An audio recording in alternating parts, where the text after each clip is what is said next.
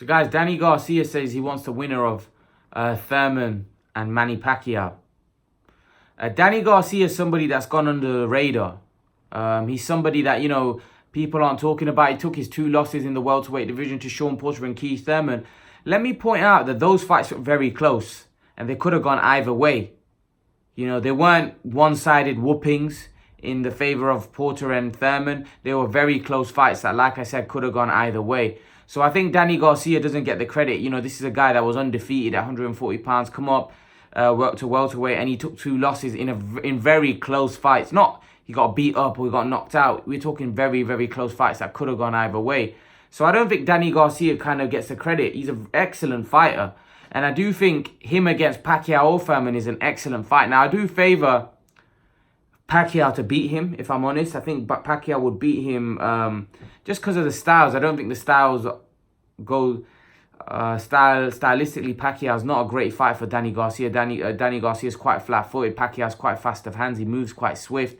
I do think Danny Garcia's skills are underrated, but I think Danny Garcia would have to knock Pacquiao out to win, which is not beyond the realms. Definitely, Danny Garcia packs a punch. If he catches Pacquiao, who knows? But, I think Pacquiao would definitely outpoint Danny Garcia. Wouldn't stop him because Danny Garcia, as I've said previously, his chin is unbelievable. Thurman, I think the Thurman fight's a much closer fight. I think stylistically the fight's a lot more competitive. I think that's a fight which is a nip and tuck. Especially now, I think it's nip and tuck. Styles make fights. So, although Thurman Pacquiao might be a great fight and close fight, I just think stylistically Danny Garcia would get beat by Pacquiao. But I think stylistically he would do well against Thurman. I think that fight's a lot more closer. I think it'd be exactly like the first one. But this time it might be a diminished Thurman. So we just don't know. But I do think Danny Garcia is an underrated fighter. He's not looked upon how a champion should be looked upon. He's a great fighter. People just look at Danny Garcia as he gets lucky, but he doesn't. He's a class fighter. Many people thought when he fought Amir Khan, that was his come out fight. He was getting schooled in that fight. He was getting beat up. Khan was really putting it on him. And Danny Garcia landed a left hook, which really hurt Amir Khan.